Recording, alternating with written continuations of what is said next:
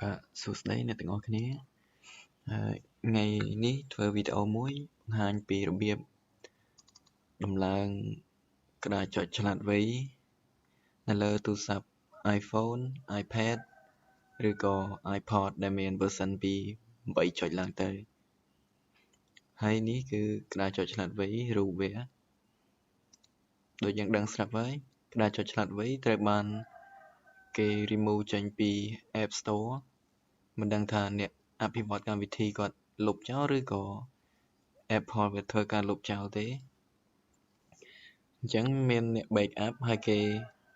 ឲ្យទាំង ID យកមកប្រើទៀតអញ្ចឹងអរគុណគេដែរដែលគេ share ឲ្យប្រើ free ហ្នឹងហើយរបៀបធ្វើយើងមើលតាមវីដេអូខ្ញុំទៅយើងត្រូវការកម្មវិធីមួយចំនួនទី1ត្រូវការកុំព្យូទ័រទី2កម្មវិធី iTunes នេះត្រូវតែដំឡើងមុនគេហើយទី3គឺ iTunes យើងអាច download បានខ្ញុំនឹងដាក់ link នៅខាងក្រោមហើយទី4នោះគឺនេះ file ក្តារចុចឆ្លាតវៃនឹងដែលយើងអាច download បានពី Mediafire ខ្ញុំនឹងដាក់ link ឲ្យ download ខាងក្រោមដោយសារពេលនេះអត់មានអ៊ីនធឺណិតអញ្ចឹងបន្ទាប់ពី download បានហើយយើងធ្វើការពន្លានៅ file ដែលក្តារចុចឆ្លាតវៃដែលយើង download បានហ្នឹងគឺវានៅក្នុងទីតាំង download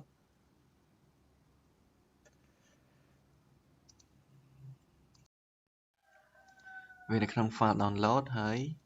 ដោយសារវាជា file zip អញ្ចឹងវានៅក្នុង compress យើងបើកវាមកនេះដល់ចុចឆ្លាតវៃតបមកយើងត្រូវមើលស្ដាំលើវាហើយយកពាក្យថា extract to ប៉ុន្តែមុននឹង extract អ្នកទាំងអស់គ្នាត្រូវមានកម្មវិធីមួយឈ្មោះថា WinRAR អញ្ចឹងយើងអាច download តាម Google បានតបពី extract វាបានជា folder មួយអញ្ចឹងនៅក្នុង folder ហ្នឹងវាមាន file មួយសម្រាប់ដំឡើងលើ iPhone ហើយនឹង file txt មួយដែលក្នុងហ្នឹងគឺជា ID មានន័យថា Apple ID password ហើយនិង email របស់កម្មវិធីក្តារចុចឆ្លាតវៃហ្នឹងអញ្ចឹងបន្ទាប់ពីបានអស់ហើយយើងចាប់ផ្ដើមបើក iTunes មកហើយយើង connect iPhone ជាមួយនឹងកុំព្យូទ័រ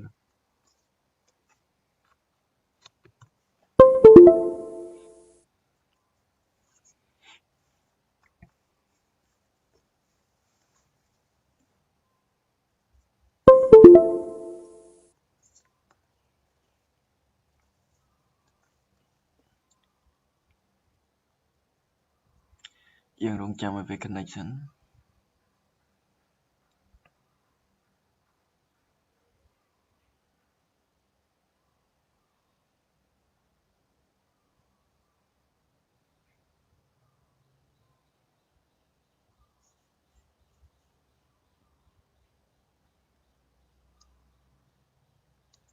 តបពី connect ហើយ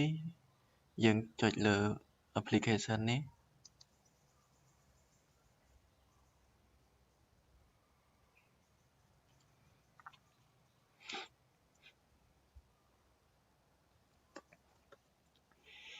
ហើយយើងចុចលើពាក្យ install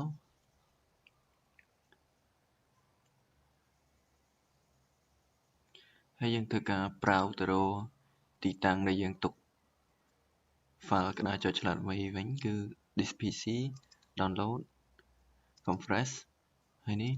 ក្តារចុចឆ្លាតវៃហើយយើងចុចលើវាចុច install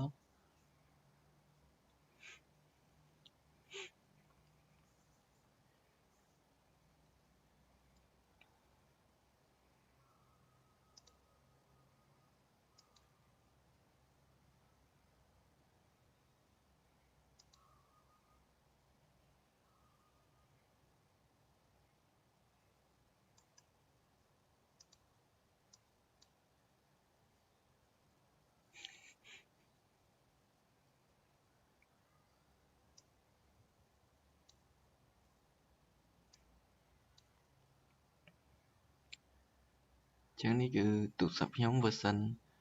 10.2 version ចុងក្រោយ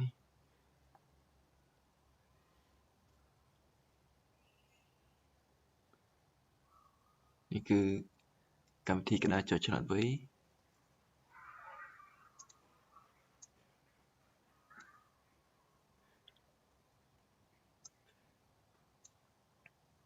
ចឹងយើងបើកវាមក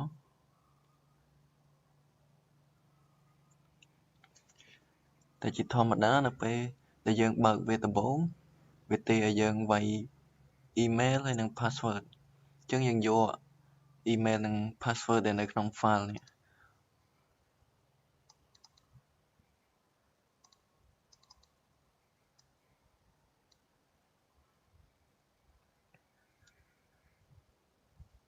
េះយើងបើក full ហើយយើងបើក file នេះមកយើងឃើញ email ហើយនិង password ដែរតែមុននឹងវាយ password ចូលទូរស័ព្ទយើងត្រូវតែភ្ជាប់មួយ internet ដើម្បីឲ្យវា verify ជាមួយនឹងខាង Apple តពីវាយ password វាទាដូចជាឲ្យយើងវាយជាប្រហែលជា 2-3 ដងអានេះដោយសារខ្ញុំធ្វើ 2 ដងហើយចឹងវាអត់ទេទៀតទេចឹងយើងវាយ 2 ដងហើយ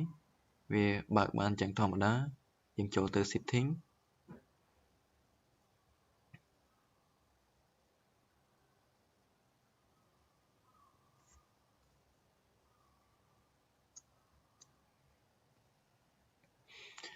ចូលទៅ setting ហើយ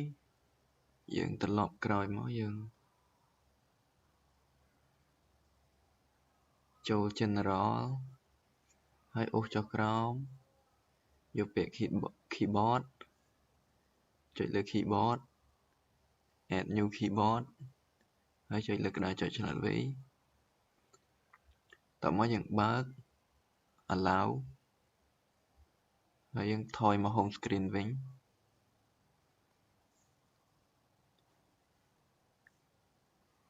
យើងអូសតាមវាតិចមកអូសចុះក្រោមអូសទៅឆ្វេងតមកយើងអាចវាយអក្សរបានហើយ